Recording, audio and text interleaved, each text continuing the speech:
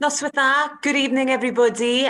Lovely to see you all and welcome to tonight's event for the love of the game, cariad y game.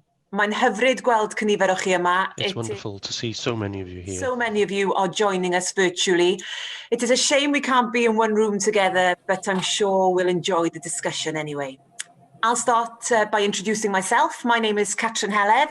I'll be the chair this evening, and a bit about myself. I work for BBC Sport Wales as a journalist, and usually as chair, I guess my role would be to tell you a bit about housekeeping. I'd tell you where the toilets are, where the fire exits are. Well, obviously this evening, I don't need to do that. If you're joining us from home, hopefully you're all fully aware of where the toilet is and where the fire exits are. So nothing to add in that respect. But what I do need to tell you is that this is a bilingual event. Mae hyn yn rhywbeth dwyieithog, and if you want to ask a question in Welsh, please do so. I speak Welsh, one of the panellists speak Welsh. We've got a learner as well on the panel. So please feel free during the hour to put your questions in the Q&A box below, and also any English questions that you have. There will be some time at the end, and hopefully we can answer as many questions as possible. And as for the translation, you've probably noticed that there's a little button, an interpretation globe, if you like, on the screen. If you click that and then click English, hopefully when we do speak Welsh, pan 'yn ni yn siarad Cymraeg, you'll be able to follow the translation. So if you're not a Welsh speaker, can I urge you all to press that interpretation button and English. Brilliant. Right then, let's start this evening's event. And just to let you know that this is part of the GWLAD events programme held by the Senedd to discuss our experiences to build a more equal Wales for the future. Now, I probably don't need to tell you that COVID this year has been a massive part of our lives, and it has affected sport, of course. And we here in Wales, we love our sport, we love our rugby, football, Commonwealth sports, Olympic sports, everything. It's so, so important. And we punch above our weight in so many sports. And grassroots as well, the sports clubs, they are such an important part of our communities. So it's not a surprise really that this COVID pandemic has affected all aspects of sport over the last year or so. So hopefully over the next hour or so, we'll be able to look at the effects and hopefully how we build to the future. And I'm very happy to say that we have a stellar lineup of panellists joining us this evening to talk about their experiences so far and to also look to the future and how we rebuild, if you like, sport and make sure that we're not left behind after what's been a tough few months. So I start by introducing the panel. We've got Sarah Powell, Chief Executive of Sport Wales. We've got Steve Phillips as well, the new Chief Executive of the WRU, the Welsh Rugby Union. And we've got Jonathan Ford as well, the Chief Exec of the FAW, Football Association of Wales. Welcome to you all. And thank you very much to start for giving your time this evening. I know it's a very busy period. You do Zoom calls throughout the day. The last thing you want to be doing at night is one of these, but it's so important to have you joining us this evening. Diolch yn fawr iawn. So if I can start by asking you maybe just to say a bit about your role within your organisation and a bit maybe about your background, how you are, where you are, and yeah, how possibly COVID has been challenging over the last few months. I'm not going to pick on Steve because he's the new kid on the block. So possibly, Jonathan, would you start us off and give us a bit about yourself and your background? Yes, certainly. Well, good evening, everybody, and thank you very much, Catrin, for the opportunity to be here this evening. Jonathan Ford, Chief Executive of the Football Association of Wales. I've been in post for the last decade, and pleased to say I've been at the helm of the organisation during what has really been quite a purple patch for the association. Delighted, obviously, with the progress that we've made, both on and off the pitch.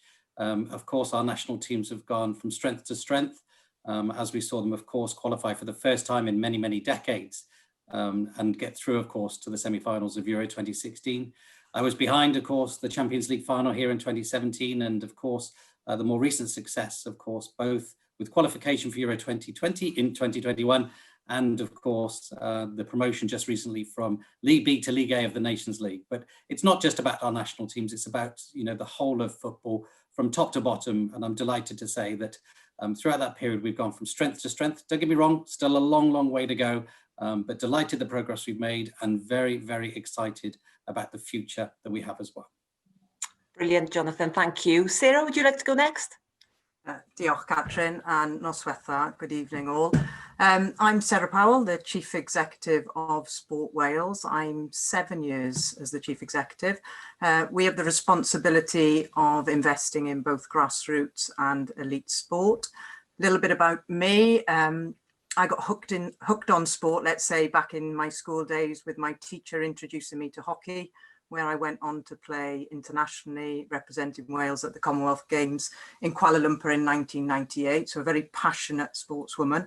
I then went into education and looked at teaching and a volunteer coach at community level, and then all the way through to working at Sport Wales as the Elite Performance Director and now as the CEO.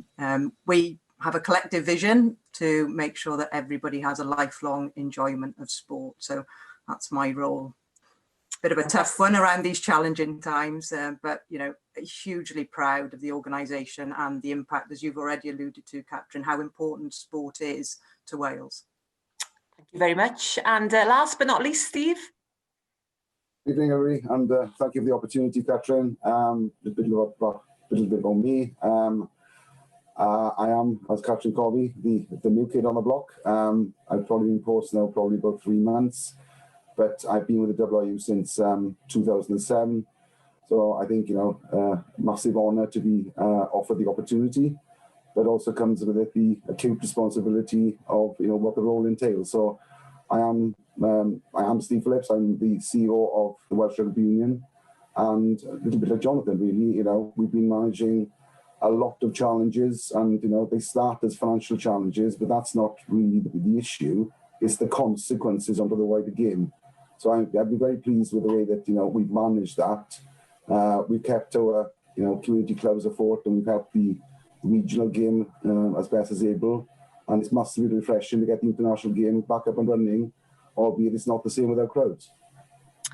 Yeah, we'll get on to talk about crowds, I'm sure, later on, especially with the announcement in England.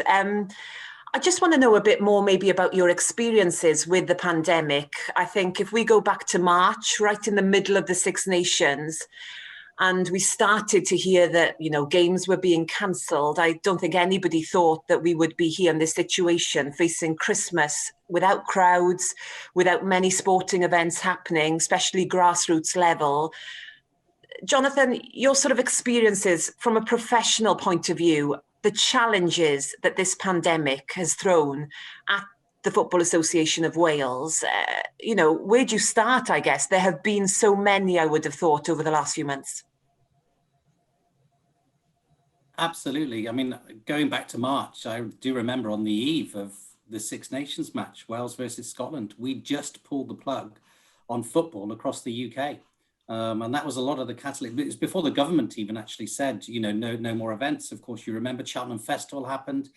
I was literally around the corner, and, you know, we decided that morning to pull the plug. And it was only at that point that really the full weight, I think, across the UK and across Wales was felt. And that's when the panic buying really did start. But going back to the Football Association of Wales and the challenges that we face, of course, we're a business. And like many others, we've been forced to make really difficult decisions this year. I mean, we're a not-for-profit organisation. All of the money that we make goes back into the game.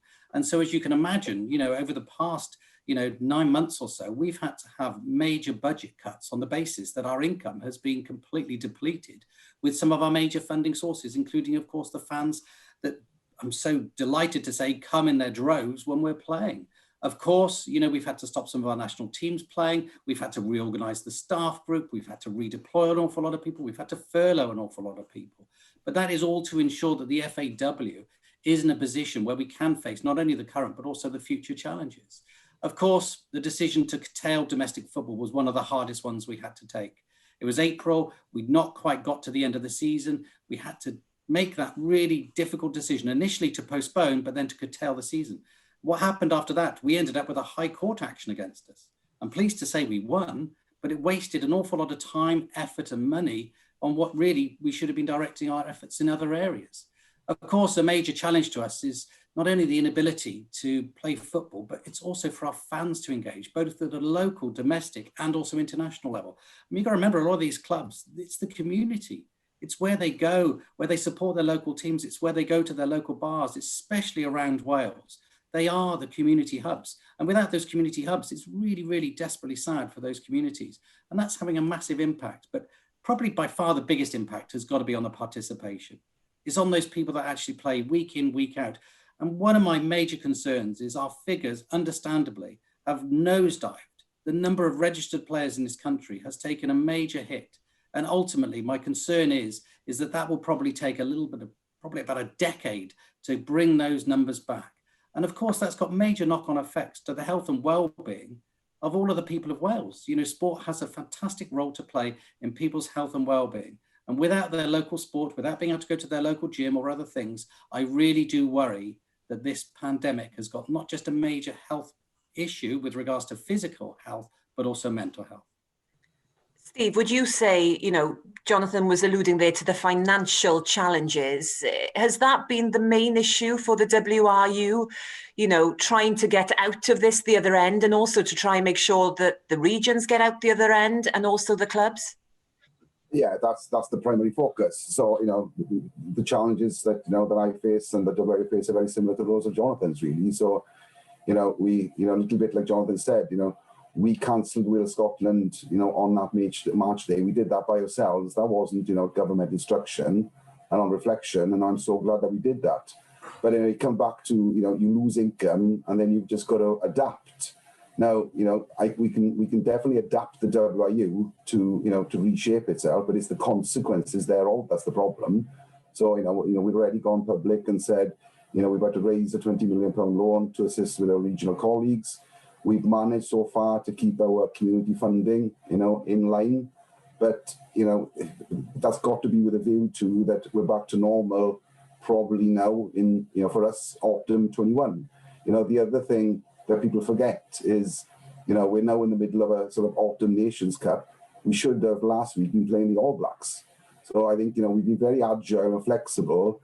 So we've conjured up as a Six Nations, this autumn's Nations Cup, where, you know, and that's just a reflection that, you know, New Zealand couldn't come and Argentina couldn't come and South Africa. So we've been very flexible, very agile.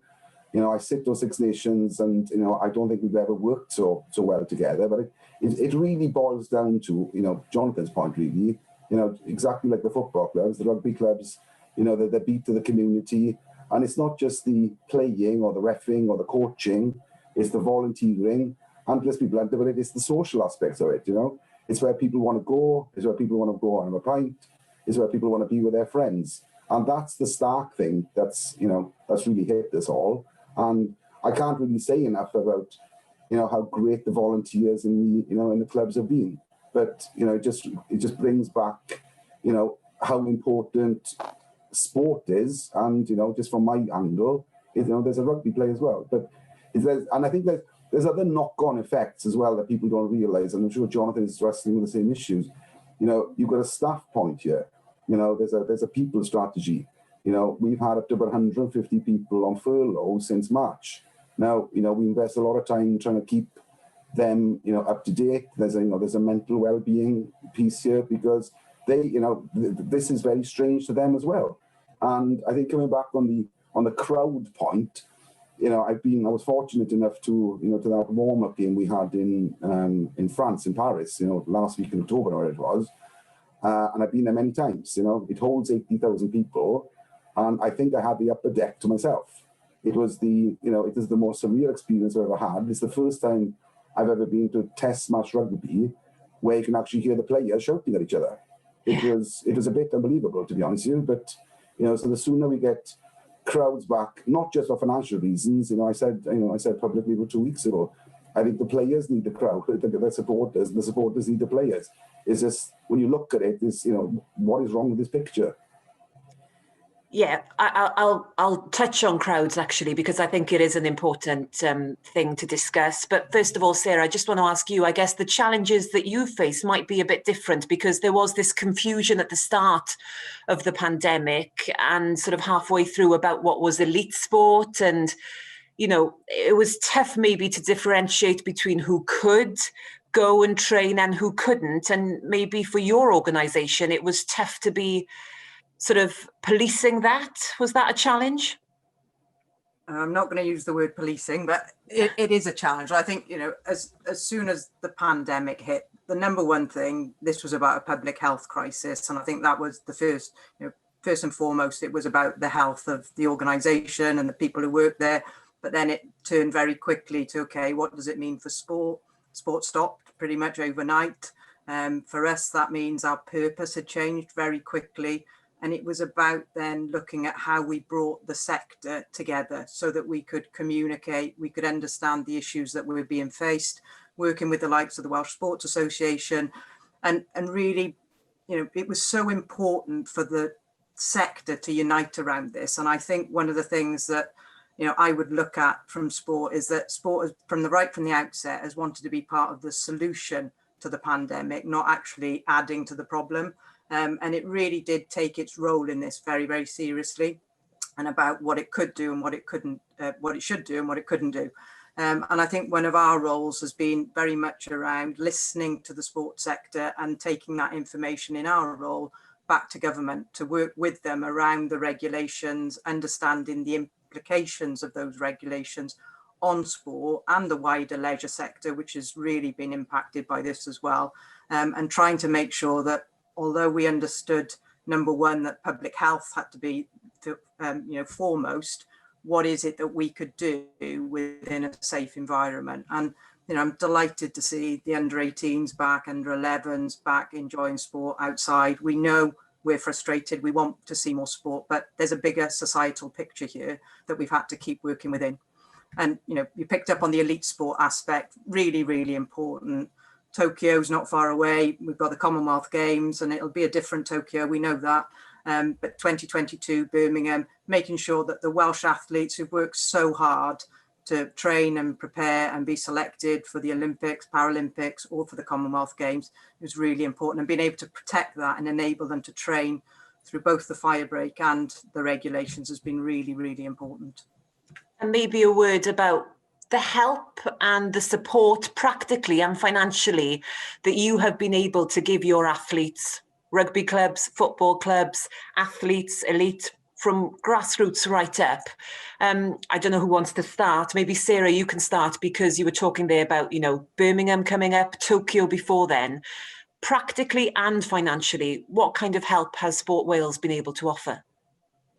Well, the good thing is the Welsh Government has really seen sport as a priority, not only from its messaging around getting out and using your 1 hour to make sure you stay active, but also in investment. You'll have seen that we were able to repurpose, you probably repurposed alongside the recovery package, over £30 million into sport. That's been through a number of schemes, Be Active, right at the community level, to a freelance scheme that has actually just been launched today, to recognise there are, you know, a variety of different levels that we need to invest in, from the organisations in front of us today to small community clubs. They're the real lifeblood of sport. And if we can't protect them and help them to prepare for what comes after COVID, you know, we really are going to lose the foundation of sport, which is so important to us. So, you know, Welsh Government really have put their money where their mouth is and been able to support. I'm not saying it's gone far enough. I'm not saying there isn't more demand and more need, but it's certainly it's enabled us to protect as best we can to date. Jonathan, you're nodding. Yeah, no, absolutely agree. But I'll probably look at the support in two sides. One of them, of course, is the wellbeing support, and then the other is the financial support. I mean, on the wellbeing support, I think we all understand the impact that COVID-19 has had on people's lives, and how this can create worry, you know, for everybody. But also, let's be honest, you know, those people who are already suffering from mental health issues, it must be even more so. You know, of course, mental health is important as physical health. You know, I'm pleased to say in July of this year, the FAW, together with the Football Association, the Scottish Football Association, the Irish Football Association, joined what was called a mentally health football initiative. It was run by actually, you know, the royal family. And it was a massive declaration to ensure that we made mental health a key priority at all levels of the game. And of course, you know, very important that we make sure that that is translated all the way through to clubs. And of course, we wanted to do that to ensure that we had what we call mentally healthy clubs at every level. Of course, at the start of the lockdown, here in Wales, we actually joined one of the charities, Phobl, we joined to raise awareness, and we detailed there some of the steps that we did to ensure people could have a mental good and well-being, of course, through these difficult months. And, during the lockdown, we also helped by ensuring that, of course, even on our websites, there were training initiatives on there so people could understand how can I try and make sure that I can be active even in this lockdown situation. So well-being was absolutely of primary importance to us. Then, of course, there comes the financial side to it. And, same with Steve, same with Sarah. We've been very, very lucky in the fact that we've worked very well together. We're lucky enough that we've got FIFA UEFA as well. FIFA came out with a particular grant that we were able to use for the football family. There was about £1 million available to us in that. We've worked very closely with the UK government, and of course, I'm delighted to say the National Lottery came through. And again, there was about £750,000 there. Together with the grants that we've been working on with Sport Wales and others, we've been able to put a package together to our clubs to help them through these difficult times when they don't have that match day income, which, let's be honest, at a key level, outside of elite, at a key level, that is ultimately the lifeblood of an awful lot of associations and an awful lot of clubs in their local communities. That match day income, that club income is vital to ensure that they can survive. And we shouldn't look at this as just the players on the field. You take a club like Barry, Barry's a club with about 14, 15 different teams.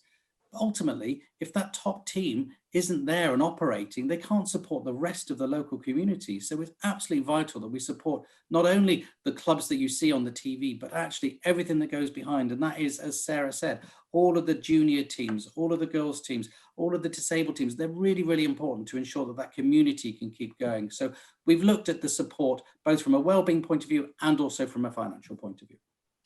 Steve, I guess the same question for you as well, but I know that your English counterparts, they've just been given another sort of injection of money from this winter fund. Do you feel that you've had enough as a Welsh organisation, a Welsh union, or, would you always like some more? Is it a matter of being willing to accept what you've had, or do you need more to survive? Well, there's multiple questions in there, isn't there? So I think to go back to your first one, I think we've just got to acknowledge that we've, so far we've got a lot of support from Welsh Government, led by, Sarah, and, very well, received and targeted at the, the community game. I think, my stories are going to be the same as Jonathan, it's just, we've done a lot to try and maintain the funding in the community space for our own resources. Because we have to deal with the program through a different tool, if you like. But we can only give, what we are doing is giving ordinarily what the WE would have given them. What we're not picking up is the local stuff. So, give you an example, classic Wales-England rugby match on Saturday. Club told me last week, they would typically expect to take £8,000 over the bar. Now, with social distancing, their estimates now are 1,000. It's these little things that you have to be so alert for. A little bit like Sarah, I know we repurposed some of our funding. We run a sort of facility grant, sort of funding scheme, looking to improve facilities and so forth. Well, we redeployed that immediately because we didn't think it was more COVID emergency type stuff, because we didn't think there was much merit in improving facilities if the club wasn't going to be there in, 2 years' time or whatever it was. But I think that's your last question. That is, kind of fresh news, if I can call it that. So all that came out last Thursday. I've already spoken to Welsh Government, and I think to answer your question, we very much recognise and acknowledge and thank the support to date. And that's all our expectations, I guess, would be that as long as we are treated proportionately and fairly to what England Rugby have had, I don't think we can ask for any more than that, really. But I know the conversations are ongoing and relationships are very good. Let's move on then to talk maybe a bit about fans, because hot off the press as well, there will be some fans going to that England match, the final weekend of the Autumn Nations Cup. How are you feeling about the fact that fans are now being allowed in England, and how excited are you possibly by the prospect of them being allowed in Wales? And how much are you pushing for that to happen, or are you willing to wait? and see what the situation is, as the Welsh Government seems to be?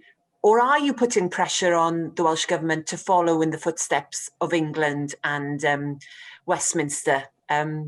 Let's go with Steve. You can go first with that one, because it's a rugby match I was alluding to, that last England match. I think we definitely want crowds back. You know, let's make no bones about that. But I think you've got to take it in the backdrop of, you know, like Sarah said, you know, this is a public health issue first and foremost. So I think we need to recognise that. But the reasons, there's multiple reasons for wanting crowds back. Like I said at the beginning, there's obviously a financial play, but it's much wider than that. It's like I said at the beginning. You know, I've been to, you know, a couple of test matches recently, and it does not feel right. So I think we need the crowds back to bring the best out of the players, and the fan base, particularly in Wales, they're great. They're brilliant at supporting the Welsh team. So one goes alongside each other. So do I want crowds back for our match on the 5th of December? Absolutely I do. And if it's a case of, even if it's not economically viable, I'd probably still do it, because it sets the scene and it creates the right environment. Are you actively pushing for that to happen, Steve? Is there a conversation going on between the Welsh Government and yourselves? I would say it's active, but it's cautiously active, because we are very respectful of the health implications. So yes, we are active in it, but we'll accept if it's not going to happen as well. You know what I mean, in a sense here. Yeah. Jonathan, are you also part of this conversation, trying to get fans back here in Wales? Well, first and foremost, obviously, and Steve said this, public health has got to come first, but I'm going to be a bit more militant, because we've been campaigning the Welsh Government for some time on this, because we firmly believe that sport has got a role in society to play to bring us out of this pandemic, and to do that in a safe and controlled environment. And sport can do that better than anything else. You just need to go into town, on any night of the week, and you'll see hundreds of people, running around, really ignoring social distancing measures that have been put in place. In sport, we can control it. We can do track and trace. We can do temperature testing. You've seen it all before across different countries. And we can do that. We can do that, whether it's in Newtown or Barry, wherever you want it, whether it's the national stadiums, we can all put measures in place to ensure that people, through our ticketing systems, have got appropriate track and trace in place, that we're measured, that obviously we try and control the crowd when, for example, a try is scored or a goal is scored in our sport, to ensure that they don't do that joint celebration. But I firmly believe that we have a role to play, and we've been campaigning hard, the Welsh Government, and we'll be campaigning even harder to ensure that we in Wales do exactly the same as they're doing over the border. Some would say that's irrelevant, but as far as I'm concerned, please remember that this, of course, is a fantastic and fundamental income source to those clubs. That's what makes football and a lot of our sports work at a mid-tier level. Not at the very grassroots, they don't rely on that income. Not at the very top of the game where they've got TV income is it quite so, such a big chunk. But ultimately, the majority of football across the United Kingdom, and it's the same for Steve, it's fundamental. And ultimately, we will play our role to bring it back safely, but we need the government to push on this agenda too. Sarah, I guess people who are involved with sport in any kind of team, and obviously there's a limit on how many people can be outdoors together at the moment. And over Christmas, we're not sure what's going to happen either, possible changes. 30 is the limit. And I guess people who are involved with clubs want to know when they will be back participating in sport. It's tough to know when it's going to happen, but what would you, as a body, like to see happening, and when would you ideally like to see sport being able to be reintroduced team level wise from grassroots up very soon? I suppose it's a simple answer, but it's not the one people want to hear. I suppose it's when it's safe and right to do so. That's got to be paramount, and sport has taken that very seriously, which is really important. But to take the question a little bit further, what would we want to see? Young people that have missed out. We may have a future, generation that's missed out on being active because of the impact that it's had at school level. What do we want to see? We want to see education, making sure it's really an active education, and that children particularly get the right level of physical literacy, physical activity, so they've got the habits for life, and that the guys have mentioned, we could miss out on a whole generation of young people that are the foundations of their sports. So, you know, I appreciate some of the difficulties that people are feeling. Frustrated myself, you know, I really enjoy my sport and playing it, but actually it's got to be about when it's right to do so, and ultimately that would be through the regulations. We did have a comment saying that, as you say, health is so important, mental health, well-being, fitness.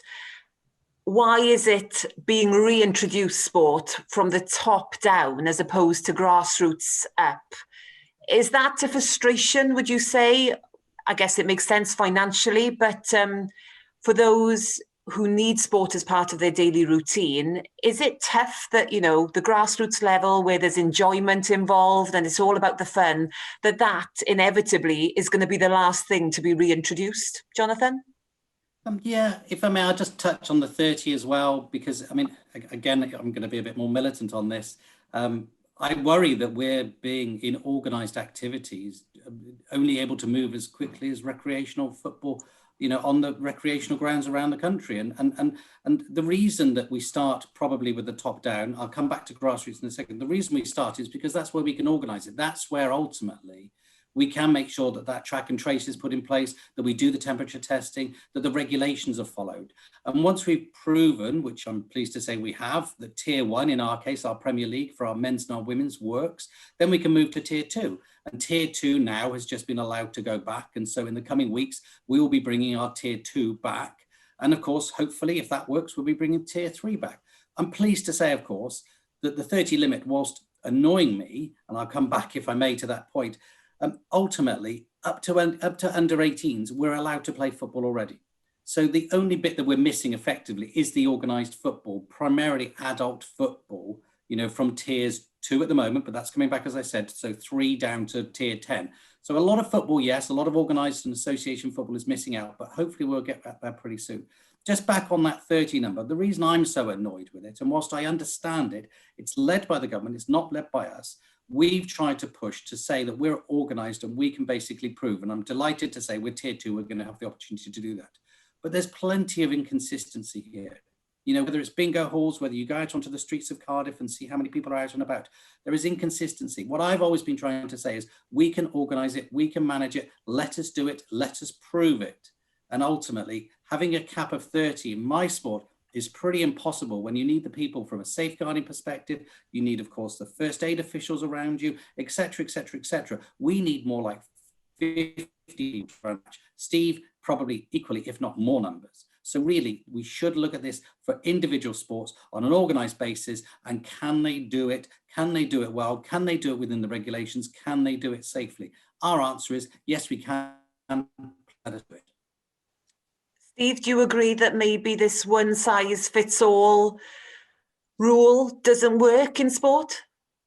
Yeah, I'm probably in this, you know, I've got probably different challenges, John, but I definitely, let's deal with the top-down thing first. I think, you know, bear in mind, you've got professional athletes, so, you know, that you can control their environment. So, for example, you know, the Wales national team at the moment are in camp. You know, they're tested once a week because, you know, unless you do your testing, you can't play the following week. And they spend now probably more time in the ethol than ordinarily because they are not going back because, of course, you risk the bubble and, you know, all these other new words we've got to learn, you know. So that's all done in a controlled environment. So that's just Wales. That's, of course, you know, our 4 regional sides as well. Now, don't underestimate as well, you know, the cost of running these things as well. You know, these, you know, testing 70 people a week on COVID testing, you know, it comes at a cost, but that can only happen at a pro level because you can control the environment. But I think, you know, to come back on, you know, the one size fits all, you know, I probably got technical challenges then compared to Jonathan because social distancing, whether that be 2 meters, 1 meter, you know, let's be honest, a scrum is not going to work, is it? You know, or a ruck is not going to work. So, you know, we've got new, you know, other issues to deal with. So, you know, we're pushing now more for touch, alternative forms of the game, tens. It's all about, you know, keeping, you know, rugby relevant to everybody because, you know, I fear a little bit like, you know, Sarah and Jonathan, that, you know, sport will not be a habit. So people will have fallen out of love with it, and then they won't re-engage. So I think, you know, we're going to try to be as agile in providing a rugby opportunity as best we can. But, you know, it comes back to the regulations, really. You know, we can't do scrum, so we just have to be agile in the form of the game. Sarah, do you have anything you'd like to add on that one? Only just coming back in on that piece around adapting, and I think that is really important what Steve's alluded to in terms of, you know, sport really is going to need to take this time that has been forced on them in some ways to really, you know, we talk about reimagining how we come back after this pandemic, and it is an opportunity not to come back and deliver exactly what we were delivering before, and to look at opportunities, whether that's around digitalization, whether it's adapted versions of the game, whether it is looking at the competitive season. You know, there are lots of things that sport can be doing during this period to actually make sure that when we do come back, that we come back stronger. And it does link to some of the other pieces that I think, you know, the pandemic has really shone a light on some of the inequalities that sport has, and particularly around the women's game. There's been a big impact. You know, the strides that were being made in women's sport have probably been knocked back, and it's a real challenge now to start thinking about how are we going to accelerate that, not just to get back to where we were, but actually to progress that even further. And I know Steve and Jonathan will have plans around that, but also around racing sport, you know, the BME community, again, not as active as others. What are we doing around that? So there's some real questions that, you know, in this space and in this time that I think sport really needs to think about. I can see that there are quite a few questions coming in. Do continue to put them in the Q&A box. We will get to them, I promise. We've left some time right at the end to go through as many as we can. So if you do have any questions, I urge you to put them in the Q&A box, and I'll get to them very soon. I just want to ask you about the future and a bit about what next, because when we have a situation, well, not a global pandemic, it doesn't happen every year, but when there's something that challenges us, sometimes it forces us to change. And I'm just wondering, I think we had a question from somebody who registered asking, you know, is a major restructure of amateur and professional sports required in Wales? And does a pandemic like this force it to happen, force your hand in a way, because choices have to be made? Or is it an opportunity maybe to make minor changes to make sure that there's sufficient support for both areas of sport, professional and amateur in Wales? So, Sarah, I'll start with you maybe. You know, is this an opportunity for change, for good, or maybe not for the better, but does this inevitably lead to change, a pandemic where we are forced to question different aspects of sport across the board? Yeah, I think, you know, I just, mentioned it in my previous comments with regards to, you know, this is a chance for us to look at what can make sport come back stronger and better, whether that is looking at some of how we invest in sport around the women's game in particular, around racing sport. Is sport fully inclusive? And that is a real challenge for us to make it inclusive, to improve our diversity. We have a vision that sport is for everyone, and at the moment it probably isn't for everyone. So there's some real thinking and some real challenge around that. And we've mentioned the preventative health piece. I think, you know, seeing sport and leisure valued in that way, in its contribution to both physical and mental health, is really, really important.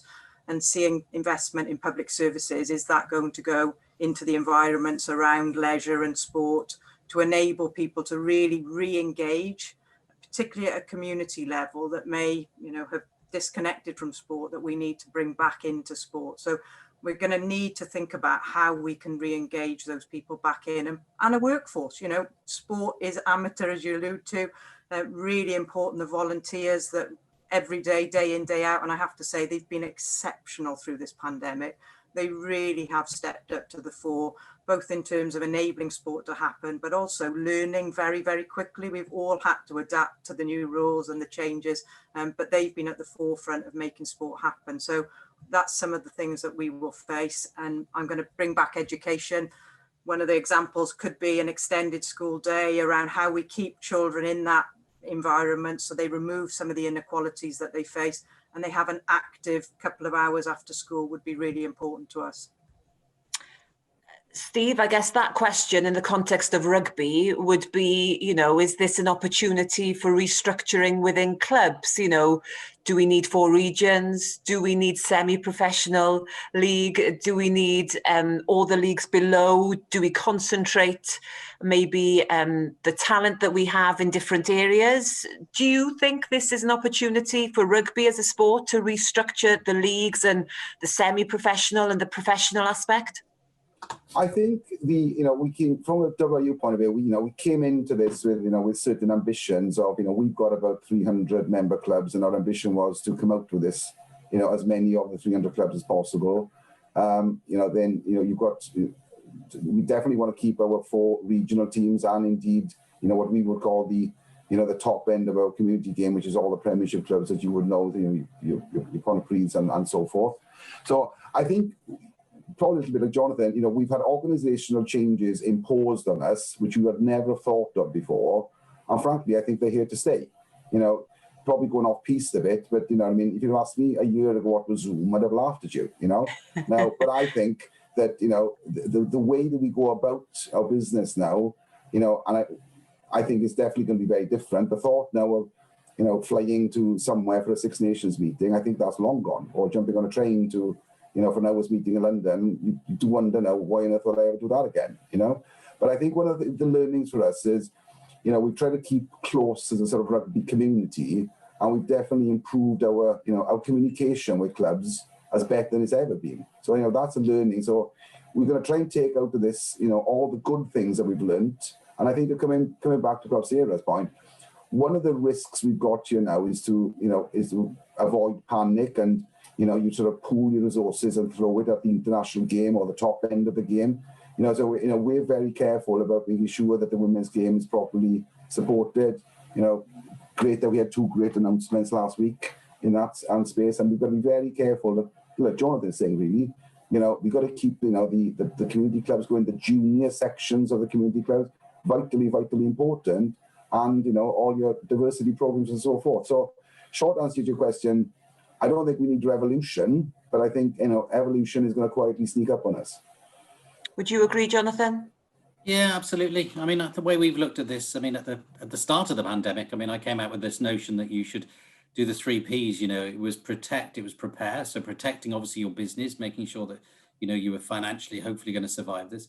Preparing was hopefully getting back, and then prevail. Prevail was all about how do we come out of this stronger. And when we look at the organisation of football in this country, it's enabled us to probably speed up some of that evolution. Football's always evolving. We have to evolve to make sure our product is relevant for the people that want to participate, whether that's as a player, a fan, or whatever it may well be. Over this time, literally over the last year or so, we've reorganised. Our men's structure has changed. We were due to launch our Tier 3 when we can go back. That's got a very new structure in our men's game. Our women's game, I'm pleased to say, has just been through a major restructure that will be coming through to the fore following the consultation period in the next couple of years. I mean, that will allow appropriate football being played, the right standard with the right economic means, the right geographical locations, the right facilities and the right club culture. It's very important to try and get that right. But it's not just the sort of the typical pyramid approach. It's also how you play football. And of course, I'm also pleased to say at a sort of a junior level, the small-sided game, we went through a very extensive review. We've brought that to the table, and that's now been approved. And ultimately, changing the regulations on mini football will ensure, of course, that the football experience for those people that play at that level, for children, young people throughout Wales, will ensure that they get better game time, better opportunities, and a better match day culture. So it's not just the way in which we structure the pyramid, it's the way in which we actually play football. And those things you need to do to ensure that you are making sure that everybody likes the product you have available to them. Last question from me before I sort of go to the questions that have been submitted. I've just had a quick look and there are some specifics there for you. But just looking ahead now as we try and get ourselves out of this pandemic with a vaccine coming up hopefully very, very soon. What would you say are your priorities going ahead? And I know it's, a tough one, maybe there are many that you'd like to look at, but Sarah, maybe you can start us off. as we try and get grassroots sport back up and running, as we try and get crowds back, as we try and look to the Tokyo Olympics and so forth, what would you say as an organisation are your priorities? I think it's making sure we protected sports so that we've been able to have those sports facilities, those sports clubs are still there. We've got to make sure that they're ready and able to welcome people back in the right way so that we bring the community through in sport. But I think working with the wider community around education, around working with public health and Natural Resources Wales, to bring others into the fold around the wider physical activity and sport piece is really important to us. Making sure our elite athletes continue to train and are focused and are fit and well to go on to Tokyo and to the Commonwealth Games. I think those would probably be our main priorities coming up. Steve? I think, perhaps as a collective group, we think we need to keep, sport very relevant between us all, and that's not limited to Jonathan and myself. I think priorities would be looking forward. So, whatever it is. So if you look even at rugby season, 21-22, you want to be back perhaps where you were, a year ago. So, a little like Jonathan alluded to earlier, we've definitely got a risk as well of participation numbers, so we are down because frankly, people can't play. I suppose the flip side of that would be we've had people registering, albeit there's no game to play. So, we're treating that as a bit of optimism. But I think if you wanted, my headline would be, it's just sport has to be relevant. And, a lot of my job is to make sure that, rugby is relevant. I'm a journalist, Steve. I love a headline. Thank you for that one. Jonathan, yourself? Well, if you want the headlines, we're going to win Euro 2021. We're going to qualify for the FIFA World Cup, and our women's team are going to get through the playoffs and qualify for the European Championships as well. Now, let's take it back to basics. Public health, of course, we've got to be mindful of that.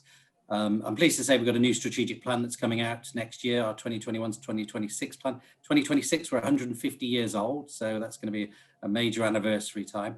But ultimately, when I say take it back to basics, it's quite simple, really. We're all here to promote our sports, we're all here to develop our sports, and we're all here to protect our sports. And ultimately, if we can do that and we can ensure that everybody wants to come back and play sport, don't just mean football, play sport, and we can develop people to ensure that they can be the best they can be, whatever they want to be, whatever level they want to play at, as long as we're there to help coach them through and enable them to do that. And then obviously make sure in protection that it's a fit environment for them to do so they feel safe.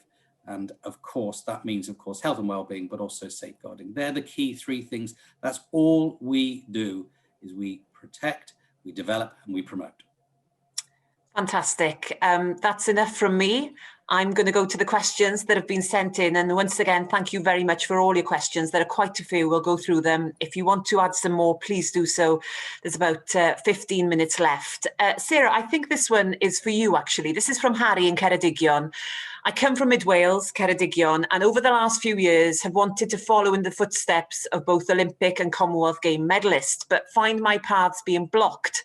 What is being done to allow Mid Wales a fair chance to engage in those sports? And I guess this has always been a problem that people would say in Mid Wales because they're slightly maybe out on a limb, they would argue, but maybe it's been even highlighted even further with this pandemic at the moment. Well, I think number one, I'd want to understand why this individual can't progress, because we should be able to ensure that everybody can. I recognise geographical challenges are difficult. We haven't, for the size of the nation, got top class facilities across all of Wales, but it's making sure we invest in those, and pathways we talk about, but being able to invest so that athletes with the ability can progress through to the top ranks wherever they live in Wales. We should be able to remove those barriers, whether it's facilities or whether it's access to good coaching, working with the sports to be able to identify what are the issues and make sure that we remove those issues for those individuals, because anybody in Wales who is talented should be able to get to their peak performance. Jonathan, this is for you. This is from Lynn. Our club consists of sides from under 7 to seniors and vets.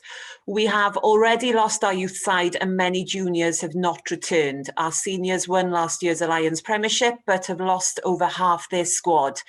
What can you put in place to reassure clubs there is a future for grassroots football in Wales? Why is senior football constricted by the squad numbers, and what update can you give clubs that this is being looked at? Well, the squad numbers goes back to the conversation we're having about the 30 number, and of course that's driven by the Welsh Government regulations.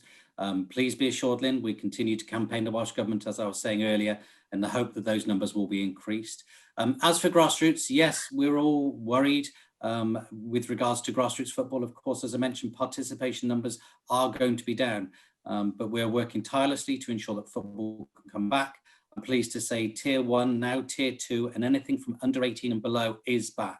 And we're working tirelessly to make sure everybody can come back in a safe, controlled environment. And we all hope the grassroots football comes back, hopefully as strong as it always was. This is quite an important one. Sorry, I'm flicking through them very quickly. So apologies if I don't get to your question. I'm just trying to go through them as I flick through them. Chris, a lot of the discussion here has been around elite sport, and I agree, and I apologise about that, or those on the next level down. But how is sport going to work with education moving forward? And trying to get kids, I guess, moving a bit. That's a really important point because, yes, I have been asking about elite sport and crowds and stuff, but how do we get kids active once again when maybe they've been pushed a bit, maybe not to go outside as much as they were, you know, that 1 hour we were talking about right at the start of the pandemic? How do we get sport to excite kids once again? I guess from a personal level physically and from a watching sport and being sort of driven by seeing other sports women and men. Who wants to go with that one? I was going to say, maybe I'll come in on that one because I've raised the education piece a number of times. Schools are absolutely vital, and the experience that teachers give both at primary and secondary to young children, sets them up for life. It's got to be an enjoyable experience. It's got to be diverse in its range of sports that are offered. And we talk about creating physical literacy. You talk about the importance of literacy and numeracy. Well, physical literacy is just as important. I think to rebalance the opportunities that children have missed, there is an opportunity to look at the school environment and being able to provide something additional, whether that's extending the school day. And I don't mean around teachers being extended. I mean about actually bringing in a workforce to look at how we can offer much more activity to young people within that setting. That community school setting is vitally important, and it will be a priority for us at Sport Wales. I think just to supplement that, we've been, WW have been running what we call the school club hub officer, where we effectively go, we share the cost of a, in my language, a PE master with the school, and we've got about 80 or 90 of them, throughout Wales, and they're very, very effective because, what you've effectively got in the school is a captive audience. So, to support Sarah, that is really working really well with us. So it creates this, it creates the rugby in the school, and it creates a really good bridge between the school and the local club. And, we've been doing that now for 2 or 3 years, and, we're certainly looking to extend that. Jonathan, we've got another question to yourself, because you did mention that we were going to win the Euros earlier. Obviously, fans are thinking about the Euros at the moment, and obviously it's a different Euros this time round with so many cities involved, and it's quite challenging for fans as well. This question from Gavin: is the FAW lobbying UEFA, the Welsh and UK governments about Baku as a venue, medium haul travel going to be difficult, but also serious security concerns? Are you maybe putting pressure at all for a different Euros again, that there is one country going to be looking after it? Are you involved in any discussions like that? Yes, I am involved in discussions. I don't think the Euro will take place in one country. I think, they're too close to the event, literally just 7 months away, to cancel a plan that is currently spread across, 12 different countries. That's going to make it incredibly difficult to then organise, whether it be in a Germany or Russia or in England. It's just cost prohibitive for UEFA to do that. But what I do think is probably likely is we will see those 12 that are currently hosting probably reduced a little. I would have probably, if I'm a betting man, said Baku is probably on that list. I mean, we've got to remember they are currently not everybody's favourite. I mean, there's a bit of an issue going on with Armenia, if I remember correctly. And, you know, I would have thought that that's going to, you know, have a little bit of an issue, both for travelling fans, for us as a team. Remember, that's our host location. That's where our team is supposed to have its team base. So I this space. That said, do I think this will be a Euro like any other? No. Do I think fans will be able to travel freely? No. I think it's going to be a very different experience, unfortunately, because this pandemic, unfortunately, has got its grasp on us, and it will take us, even with, of course, a vaccine around the corner, it will take some time. So unfortunately, as Steve said earlier, I think we're probably talking next season when we hopefully will get some sort of normality back. Let's just hope we can get Euro safely away. Let's hope some people can enjoy it, whether that's on the sofa or whether that's in the stands. Yes, indeed. Question from David. Steve, this is for you. A lack of rugby on terrestrial TV. I fear for grassroots rugby and our national team in the future, with lack of rugby on terrestrial TV, to gain interest at a grassroots level. Pay-per-view for regional rugby is taking it away from lots of children. I guess that's not a COVID-related question, but in a way, if we are talking about participation, I guess children, if they see a sport, it does help with participation, and that has been a problem during COVID. Your take on that question, maybe, that David is obviously worried about grassroots rugby and rugby not being visible for the next generation. Yeah, it's a fair question, and it's a recurring question. You know, this is all about balance. So, you know, professional rugby, you know, has its costs, and it is quite expensive to run, especially if you want to be competitive. So I think the answer here is it's going to be a balance between pay TV and free to air.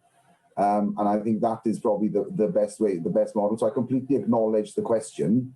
But then, you know, the way you supplement that then is with highlight packages and so forth. But, you know, to keep being able to, you know, supply players and, you know, support the professional costs, there's probably going to be, you know, a pay TV piece here, because that's where, you know, there's premiums being paid. I understand the fan frustration. Like I said to you, I think it's a balance, somewhere in between, of a mixture.